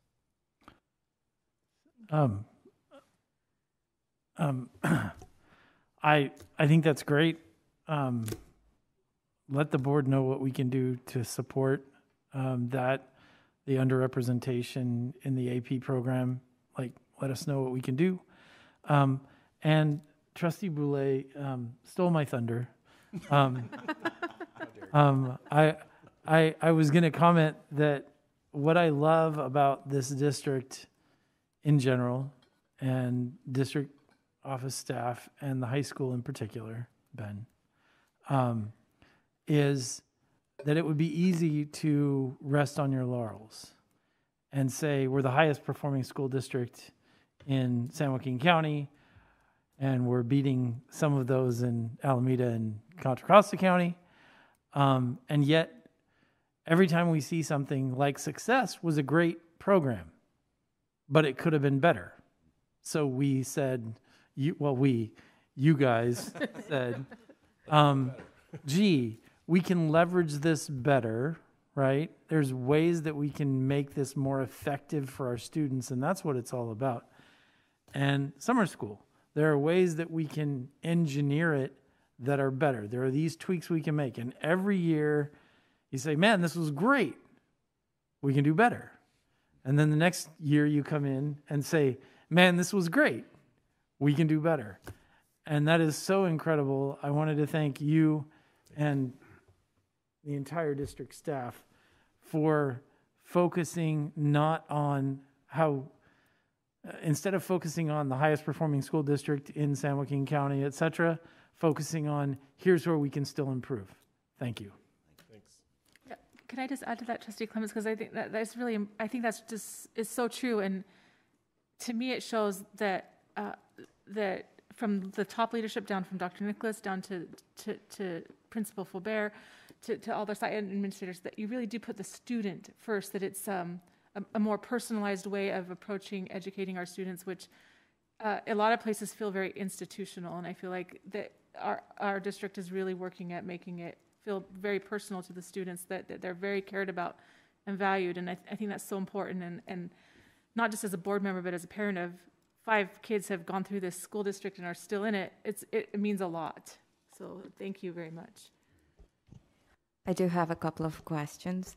So I'm not sure whether I heard it, but please correct me if I'm wrong.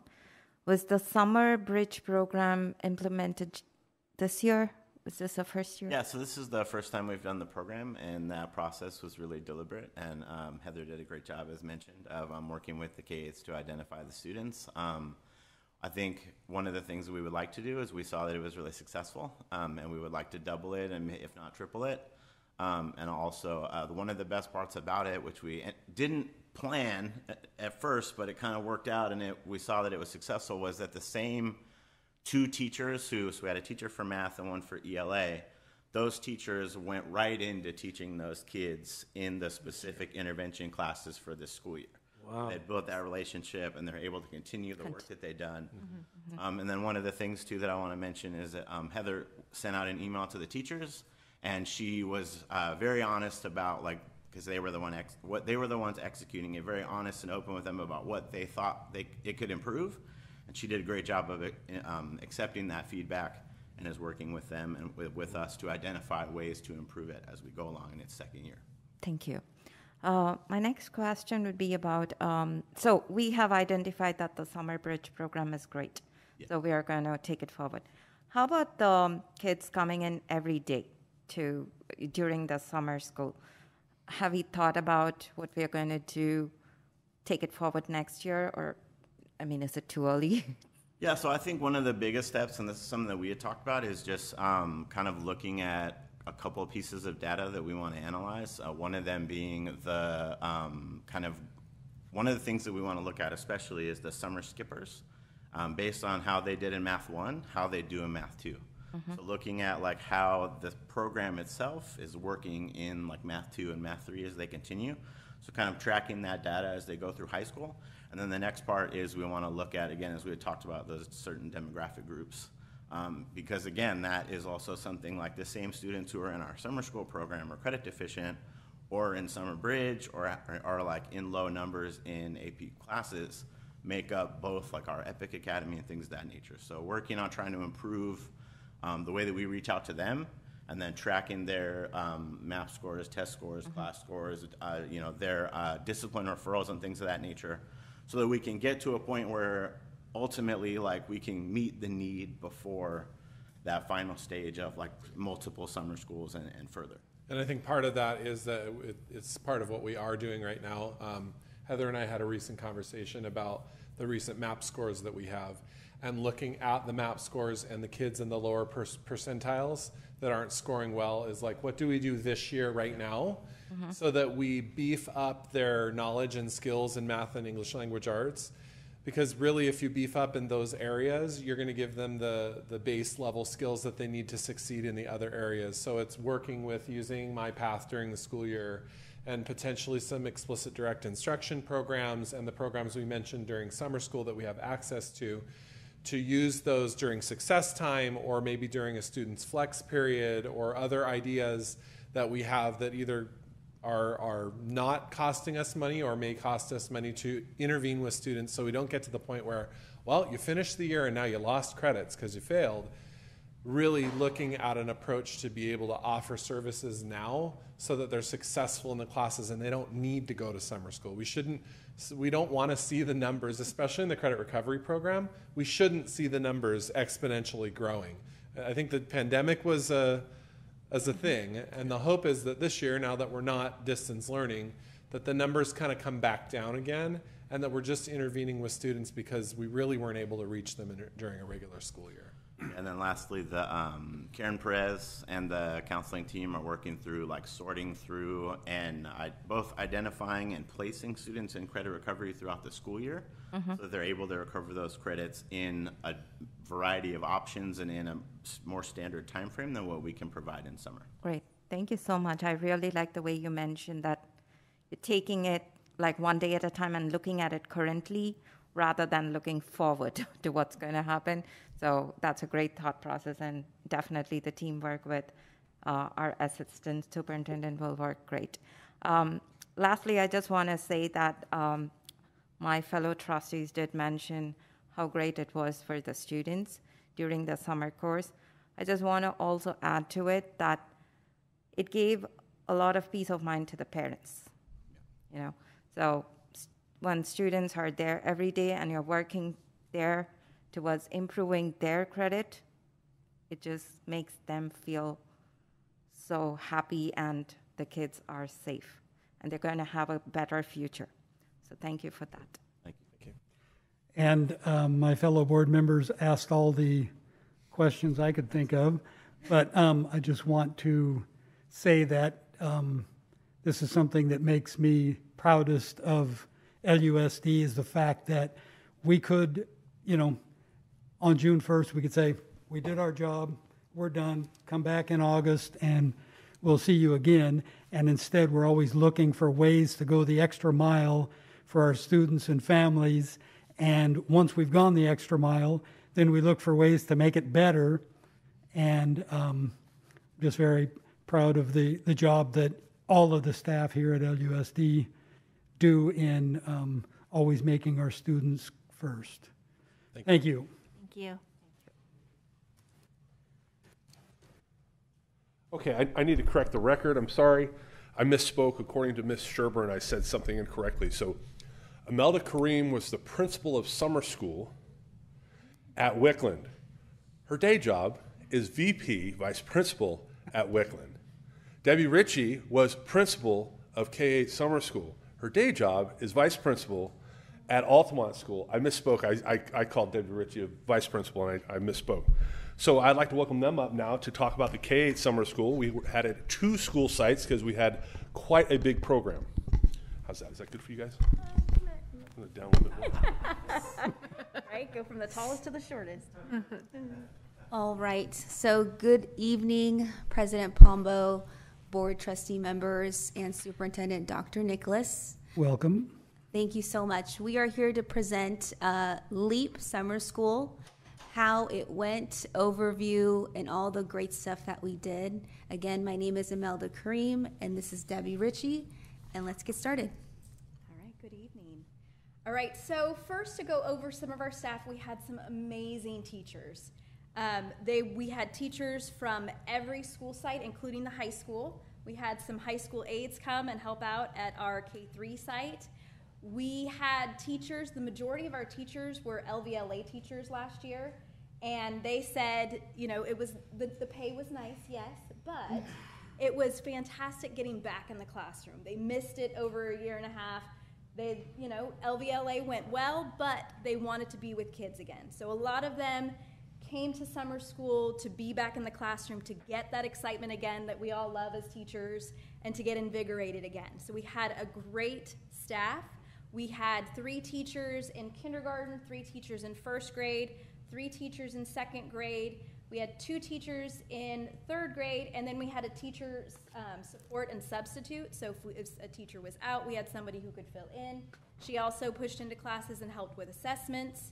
The same with the high school. By the time we got around to hiring teachers, we didn't have enough that were current staff that didn't have plans to go somewhere after a year and a half of not being able to travel. So we hired 3 teachers from outside of the district, and 2 of those 3 are now current employees. One we didn't get to in time. She had already signed her contract, so she didn't get to join us, but we have some great additions to our LUSD teacher staff as well. And then over at Wickland, we serviced 4th grade through 7th grade and also ESY. We had 2 teachers per grade level, an instructional aide. What was interesting is some of our teachers were LVLA teachers, so they were in the classroom for the first time with students, and they were saying how much they missed it. So that was really, really cool and great to get their feedback. And we also had extended school year, so K through 3 SCC. We had targeted reading intervention, and then also 4th through 5th SCC as well. All right, so our enrollment numbers and attendance, we had 765 invites that were sent out to families of students identified by teachers and admin. Assistant Superintendent Sherburne set up a spreadsheet where teachers and admin can go in and identify those students that were a year and a half or more behind grade level, 1 year to 1.5 years behind grade level, or half a year to 1 year behind grade level. So those students were identified, and 785 invites were sent. First, the invites were sent to those students that were the most behind. So we called that the red group. And then we sent out to the orange group and then the yellow group. Out of those invites, we had 470 families that indicated interest in summer school through a Google form we sent out. Of those 470, 350 students were enrolled. And on the first day of summer school, 323 students were in attendance, 163 K through 3rd, and 164 through 7th.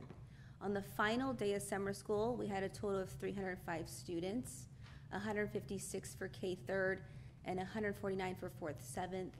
During that summer school time, we did have parents who, you know, were tired of being cooped up, and they did take a vacation. They returned to summer school. We allowed all kids to return because some learning is better than no learning. So there was a reduction in that enrollment towards the end. But students attended Monday through Friday from 8 to 12. All right, so just to give you a glimpse of where our students that attended the K-7 summer school came from, you can see we had from every school site. What's interesting to see is that our largest number is from LVLA, and now our LVLA students are students from all over the district, but these students were in LVLA for the entire year. So it's interesting to see that the parents wanted the kids back in the classroom too, and as you'll see later, we got feedback from the parents saying, you know, it's so nice to have them back, they learn so much better this way. So this is the overall breakdown of our summer school attendees. So as you probably recall, in a presentation by Assistant Superintendent Sherburne about curriculum that was purchased for summer school this year. It's all new. It was very targeted for our neediest learners. So it was targeted for math and targeted for ELA. And for our youngers, it was that reading, learning to read, that the emphasis on phonics. So on July 7th and July 8th, our teachers had PD on all of the curriculum. Now there was quite a bit of it. Based on the level or the classroom that the teachers were teaching, they went to that PD so that they understood this is the type of curriculum I need for these students, this is what I will be focusing on during that time. So we had math, ELA, we also had some science as well. So teachers had access to Discovery Science, which was all digital, so they could use that throughout summer school as well. We also had a program, Spire, which the SPED department uses to support those students who have IEPs, who need that extra support with reading. All right, so this is also a little bit more data on our students based on where they were at the end of the school year. So you can see we have our 1.5 or more years behind. In kinder we had 19 and so on. You can see those breakdowns. We had 3 classes for each grade level except for 3rd at the K through 3rd site. And we based those students, those classrooms on those numbers. So the students that were the most behind in kinder were in that one classroom with a teacher, and they had a target. So we took the data, the teacher knew what they needed to focus on, and that's where the focus was for each of those classrooms. And so again, the focus for summer school this year was pretty much intervention. So to help in mitigating that learning loss from distance learning.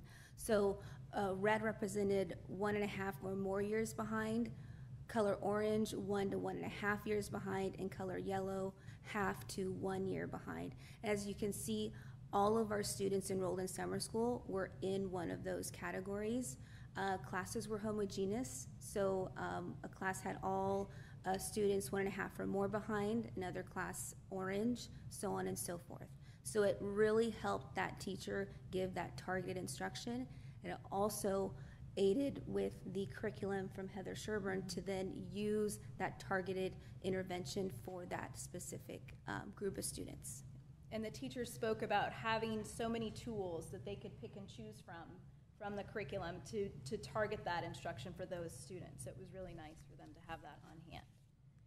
All right, so here's some of our data in the equivalent of 10 school days, because remember, we're there, Monday through Friday. I think we had July 5th off for the holiday, and we're there 8 to 12 every day. Teachers gave a pre-test at the beginning, and they gave a post-test at the end.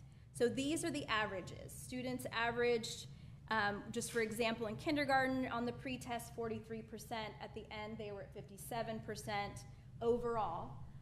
Our students in the red groups that were 1.5 or more years behind made the most growth. Our students who were closer to grade level made growth, but not as much as those who were, quite a bit more behind.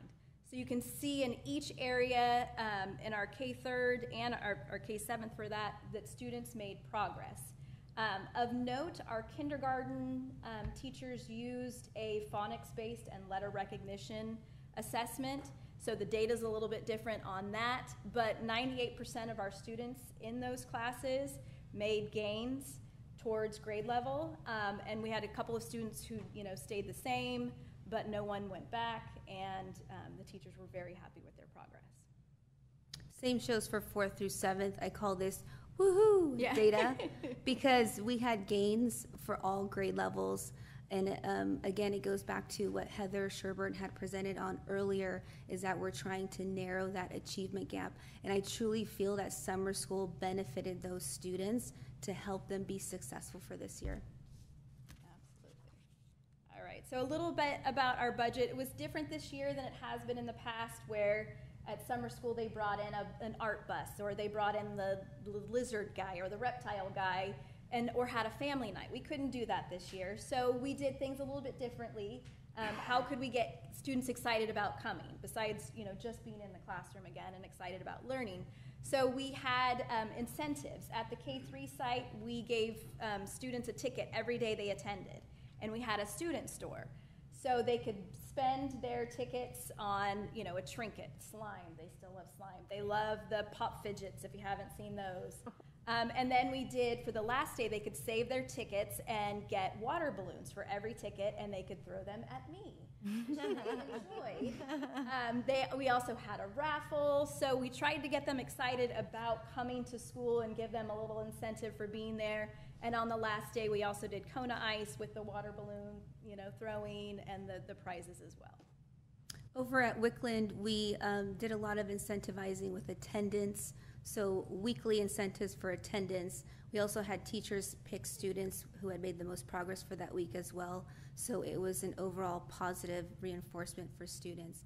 And then just again, reinforcing attendance and pumping that up with our students and families. So we had administered surveys to parents and students, and so I wanted to highlight just a few of the comments that parents had made. So one parent said, "My son talked so positive about his time at school every day and looked forward to attending daily." Another parent said, "My daughter is more comfortable with math thanks to her teacher," and these were just a few comments out of so many from feedback from parents about summer school. At my site, I administered a student survey to get feedback on how they perceive summer school. So 84% of our students believed they learned a lot in summer school. 88% of our students believed that teachers made that learning interesting. And I want to highlight a couple of their comments. One comment was, "The best thing of summer school was doing small groups with my teacher and doing math." I love that student said small groups. That's awesome. And then another comment, I enjoyed math because I have struggled with it in the past, but I feel like I was able to understand it better. I also enjoyed the collaboration projects. I got to interact with so many new students. So again, those are just some comments out of so many where students had a really positive experience. Right. So just to give you a little glimpse into the fun that we had, because it was fun, it wasn't all work. You can see some of the things that happened at the K-3 site. We had a rocket launch. Students created helmets to travel to Mars. Our younger students made pizzas, and they learned about how to grow a pizza through Discovery Science, and then they did a little math interaction with it as well. So it was quite a bit of fun as well. And then at my site, just going clockwise, students did STEM science in the afternoon. So there was buildings being constructed with marshmallow and toothpicks.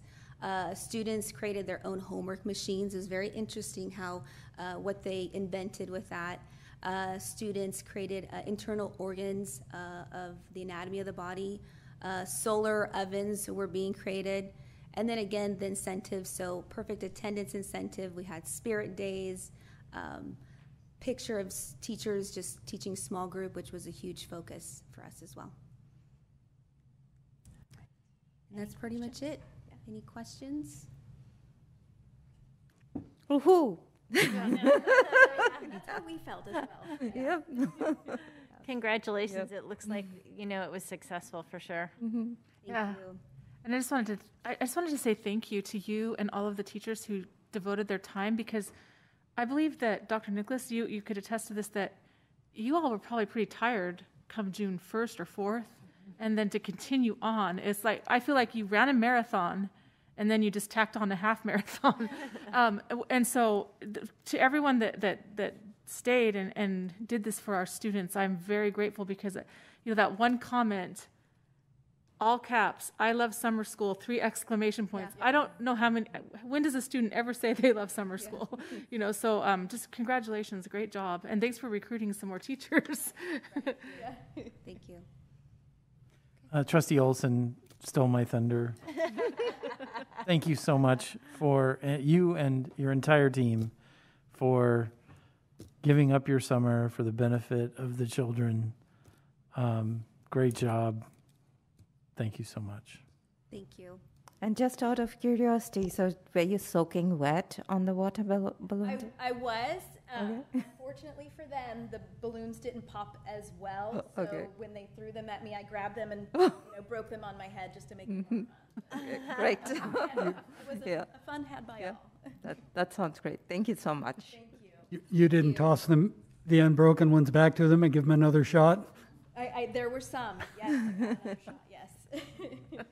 And I would just like to reiterate what I said a few moments ago. This sort of thing is what makes me proudest of LUSD, is the fact that we have teachers and principals and other staff that go the extra mile for our kids.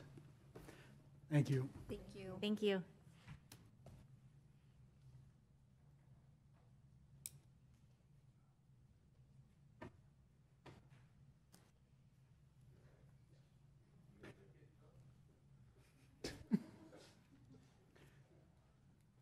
Looks like Associate Superintendent Harrison is going to make you introduce yourself.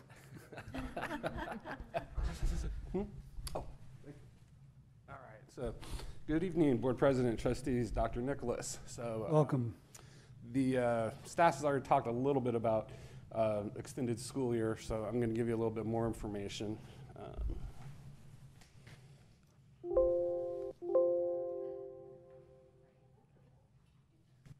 Oh, there we go. It's been a while since I've used one of these.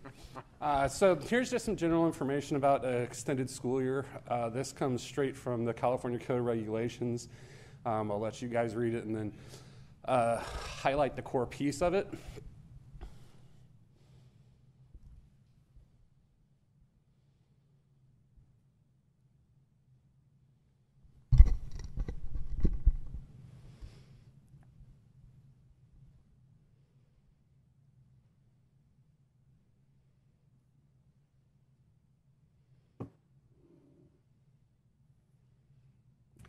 So that's the legalese.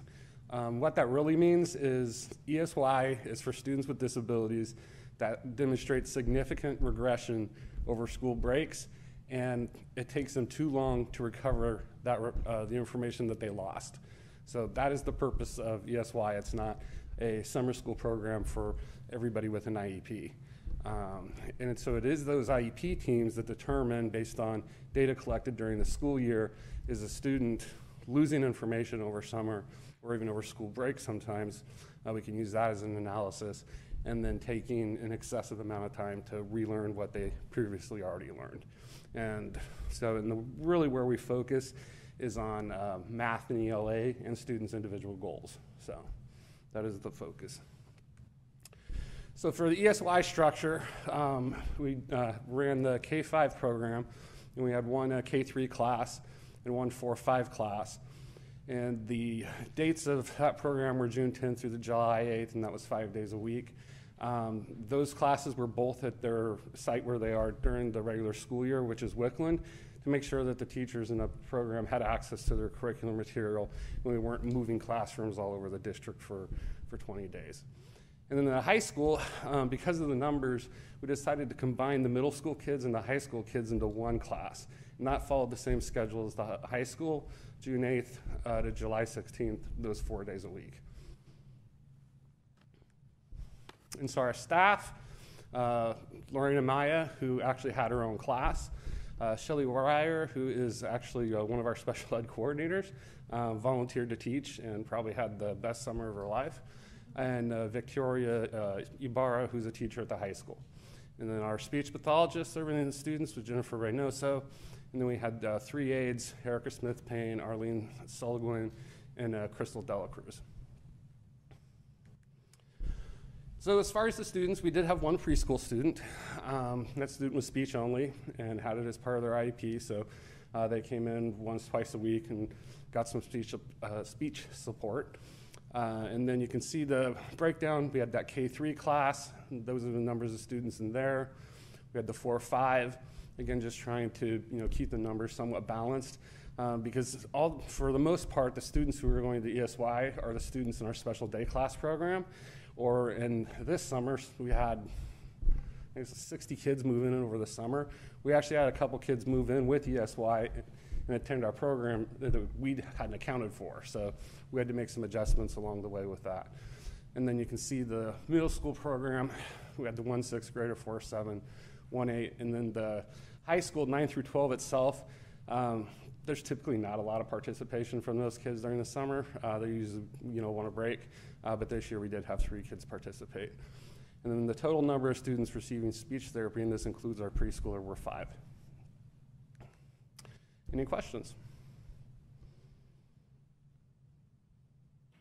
Have we seen, or is it too early in the year to see if that was a successful program, that these kids did not were able to maintain what they have learned, what they learned previously?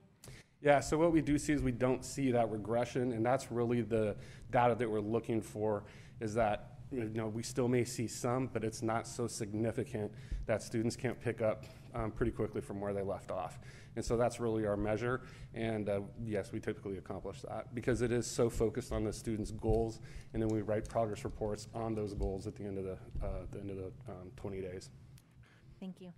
Were there, you mentioned that sometimes the high school students don't like to do the ESY, but outside of high school students, did every student who needed this program participate? No. Okay. No, and we typically have kids that have ESY on their IEP, and they make other plans. They go to camp, they want to do something else.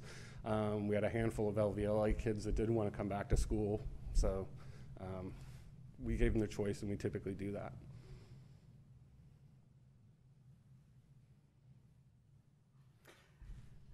Thank you. And Thank once you very again, I just want to say how proud I am that we go the extra mile for all of our kids. So in closing, I wanted to thank the team. It was a Herculean effort to get this scope of summer school, now that you've seen the presentations, to get something like this going with 2 principals at the K-8 and the high school principal. So I want to thank all the staff, the teachers who committed, the custodians who moved materials and cleaned rooms, the principals who gave up their summers to help our kids mitigate learning loss from being at home and learning from distance. I think we did a really good job, and I want to thank all the staff that committed to that. So, thank you. Thank you. Thank you. Thank you. Moving on to item 12, calendar. Tuesday, September 21st is the Citizens Bond Oversight Committee meeting at 4 o'clock at Cordes Elementary School Library.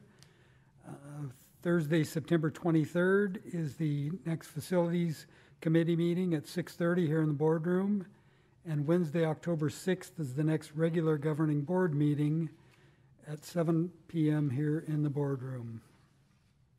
In just a moment, we will be adjourning to closed session where we will discuss Public Employee Discipline Dismissal Release Complaint, Government Code 54957, Conference with labor negotiators, Government Code Section 54957.6.